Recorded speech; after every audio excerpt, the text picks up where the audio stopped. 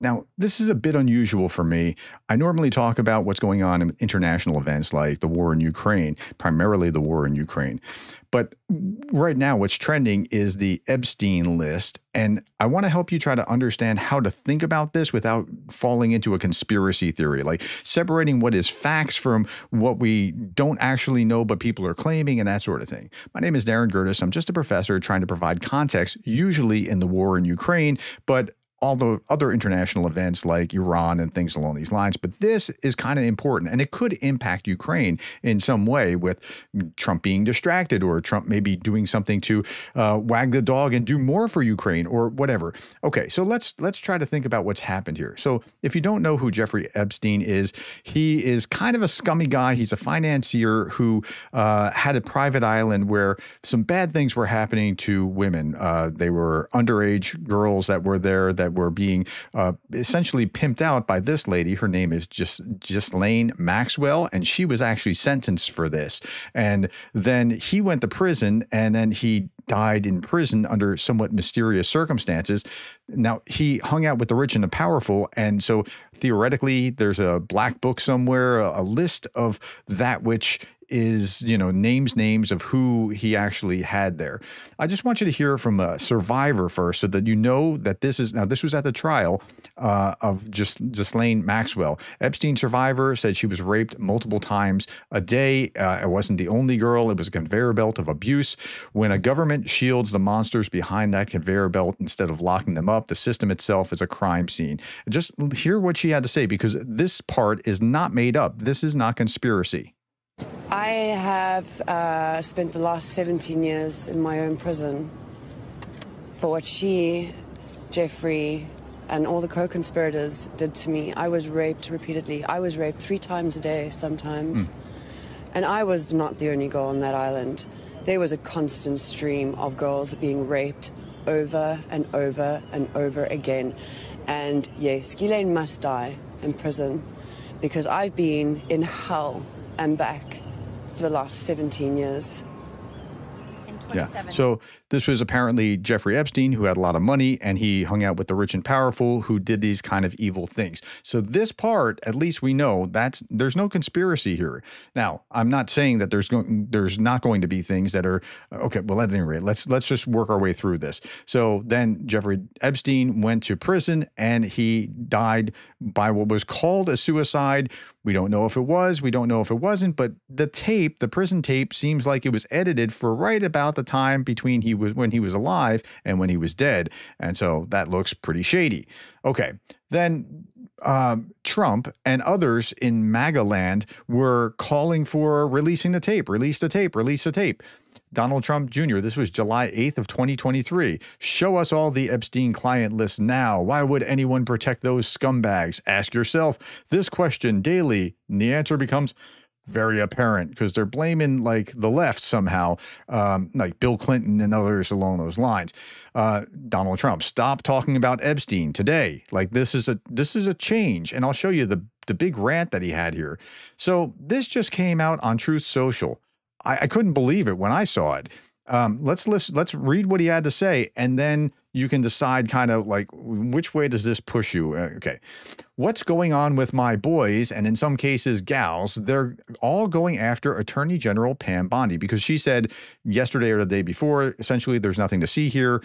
And so that's why they're after her, who is doing a fantastic job. We're one team, MAGA, and I don't like what's happening. Okay. We have a perfect administration, the talk of the world, and the selfish people are trying to hurt it all over a guy who never dies, Jeffrey Epstein. That's a weird way of framing that. Like, I guess I get the story doesn't go away, but yeah. For years, it's Epstein over and over again. Why are we giving publicity to files written by Obama, crooked Hillary, Comey, Brennan, and the losers and criminals of the Biden administration who conned the world with the Russia hoax, 51 intelligence agents, the laptop from Heck, and more. Okay, so by the way, those files would have, like, Epstein died while Trump was in prison, so it wasn't, I don't think, written by Obama. I mean, that doesn't make sense.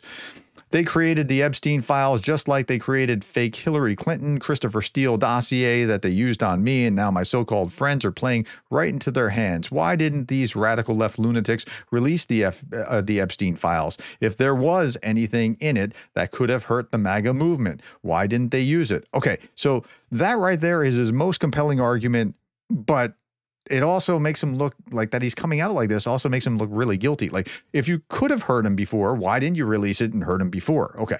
But then he kind of keeps getting weird. They haven't even given up on a John F. Kennedy or Martin Luther King Jr. files. No matter how much success we've had securing the border, deporting criminals, fixing the economy, energy dominance, a safer world where Iran will not have nuclear weapons, it's never enough for some people. Well, nobody's telling you anything about that. And that reminds me of Bill Clinton saying, look, the American people just want me to get back to work. They don't want to talk about this thing over here with this sex scandal. Well, maybe they do. We are all about to achieve more in 6 months than any other administration has achieved in over 100 years.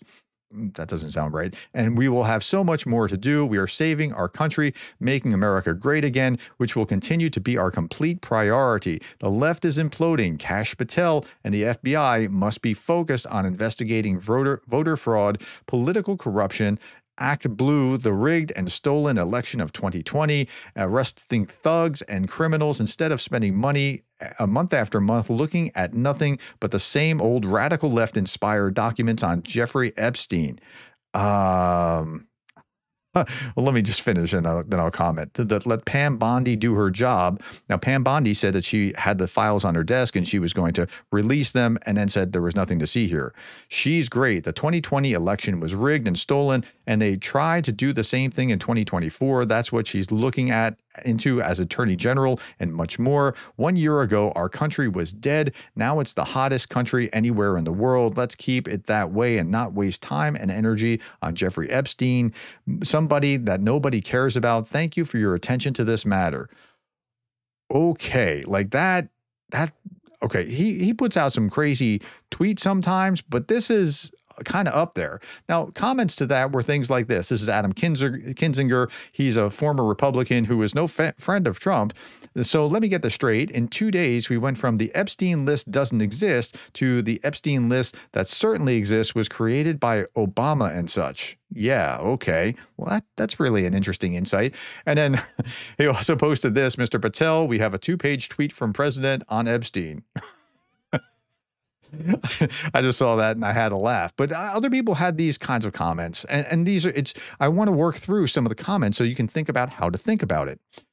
Not normally a big conspiracy theory guy, but I'm not sure what other conclusion I'm supposed to draw from this Trump post other than that he is 1,000% implicated in the Epstein files, and it's very bad. Okay, so yeah, his post isn't helping him look good. Like if he's trying to not look like he's guilty or has something to hide, that post didn't do anything. That post just, yeah. Okay, this post is absolute proof that Trump is in the Epstein files. No, you can't say that. Like, okay, so just critical thinking. Again, I'm a professor. You can't make that leap, but is he probably there? Is he possibly there? He's certainly, okay, is he probably, okay, is he definitely there? You don't have any certainty. Is he probably there? You have a little bit more certainty. Is he potentially there? Certainly, it's potential. So open up the files and release them, and then we can see. And right. So this was another look at it. Ian Bremmer said, I didn't think the Epstein files were such a big deal until President Trump posted this. Well, yeah, again, it made him look weird and guilty. Now, let's see a little bit about his past and Epstein, and they were chummy. I've known Jeff for 15 years. Terrific guy. He's a lot of fun to be with. It's even said that he likes beautiful women as much as I do, and many of them are on the younger side. That looks a little shady, right? No doubt about it. Jeffrey enjoys his social life. This is Trump in 2002. Now, again, your mom told you who your friends are is who you're like, right? But that's not always necessarily damning information. That's not necessarily showing that that's what it is, but it's not looking very good there, right? Okay. It looks worse when you see stuff like this. Jeffrey Epstein and Maxwell with Trump and his wife. Yeah, and then it looks even worse when you see lots of pictures of Trump hanging out with Epstein, right? Okay, And again, that doesn't mean that's what it was, but okay. Trump, Epstein, and Maxwell together at a party in 1992. Trump is seen pointing at a girl to Epstein in the video. Yeah, I mean, okay, so he's there, but did he do anything? We just don't know, but it's not looking pretty for him, right? I mean, it's looking like he was at least involved, or at least maybe there is something potentially. So if you then say that there's nothing there, it looks like there's something there and you're covering it. Okay, I'm not saying that he is, but okay, same kind of thing Jeffrey here. And again, instead of Epstein, he's a lot of fun to be with. It's just looking bad. And okay. Kash Patel is asked in 2023. Kash Patel said the Epstein's black book was under the direct control of the FBI. Here he's talking to Glenn Beck, who's a right MAGA, somewhat conspiratorial kind of leaning guy. Anyway, let's hear what he has to say. Who has Jeffrey Epstein's black book? Black book. FBI. The FBI. Who has it? The FBI. Well, okay. Well, why not release it to the public? Didn't have a good answer for that. Okay. Now, so Trump's also talking about other things at the same time that are like distracting. Because of the fact that Rosie O'Donnell is not in the best interest of our great country, I'm giving serious consideration to taking away her citizenship. She is a threat to humanity and should remain in the wonderful country of Ireland if they want her. God bless America. One, you can't do that. I don't think there's any way that he can actually do that just because he doesn't like her. And two, like, it's a weird thing to be talking about when you should, like, what's going on with Epstein is trending. And it's like, he's like, look at this, look at that. It's very strange. Okay. Saw this and I thought, hey, that's actually an interesting post. Not in the Epstein files. I saw another one that does the same thing with George W. Bush, right? Not in the Epstein files. But, you know, it's pretty likely that there might be some. This is a nonpartisan issue. It wasn't just Republicans that were caught up with this. And so is it likely that there's a large, and I'm not saying Bill Clinton is, but that there are major figures on both sides of the aisle that could be caught up in this? Sure, that's quite possible. So this is the way we should think about it. If Bill Clinton was a member of Jeffrey Epstein's child sex trafficking ring, he should rot in prison forever. If Donald Trump was a member of Jeffrey Epstein's child sex trafficking ring, he should rot in prison forever. That wasn't so difficult, was it?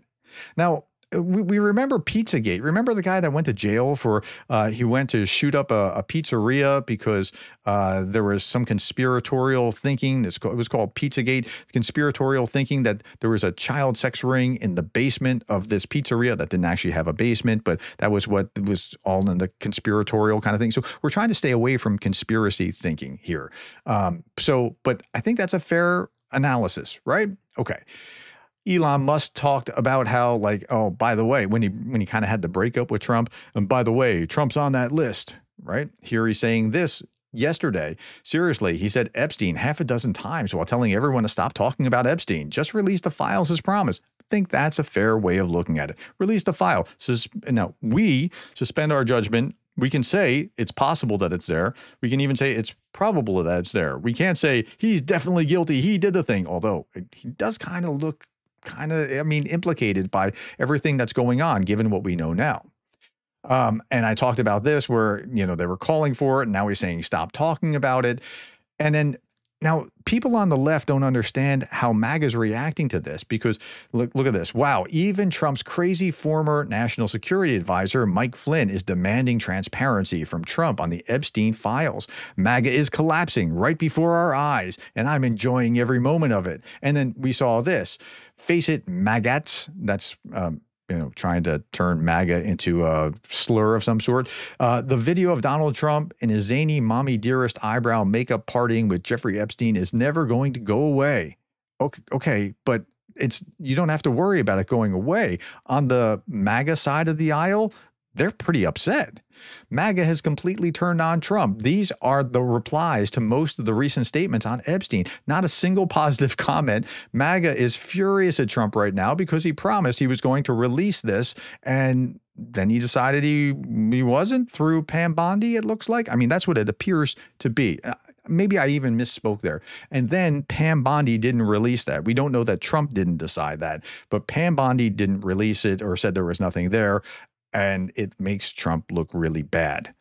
Okay, But this is where we are right now. MAGA is now burning MAGA hats after the Trump-Epstein response today. They're ticked. I mean, this is the reality. So how do we think about it? We try to say, what do we know? And how is that different than what we think? And what is the difference between those so that we can actually make a legitimate assessment? All right. I hope that helped you understand some things. If you're not familiar with me, I do videos mostly about Ukraine every day on just trying to help you think and process through this. If that's helpful to you, please consider subscribing if you got something out of that. Thank you for your time, the likes, the shares, and the subscribes. I'll be back tomorrow and the next day and the next day if you want to try to help process things in a more clear, coherent way. Thank you for your time.